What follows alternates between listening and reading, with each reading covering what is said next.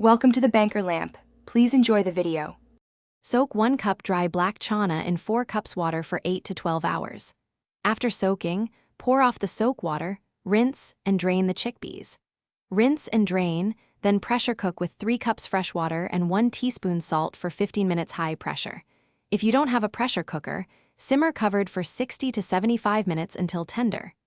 Reserve 1/2 cup cooking liquid for thinning the soup. Set the cooked chana aside, while you prepare the soup base and aromatics for a faster finish.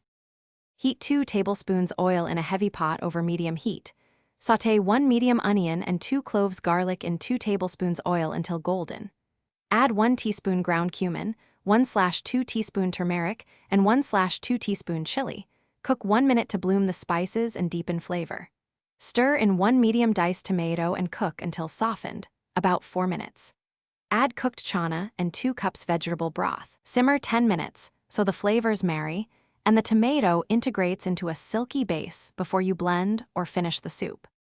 To create a creamy texture without cream, puree half the soup with an immersion blender and leave the rest chunky. Puree half the soup with an immersion blender, keeping some whole chana for texture. If the soup is too thick, whisk in reserved 1/2 cup cooking liquid or up to 1/2 cup more broth to reach desired consistency. Stir in 1 tablespoon lemon juice and 2 tablespoons chopped cilantro to brighten the flavor. Taste and adjust salt or chili, then serve hot with rice or naan. Refrigerate leftovers up to 4 days. Thanks for watching. If this was helpful, leave a like and consider subscribing. See you next time.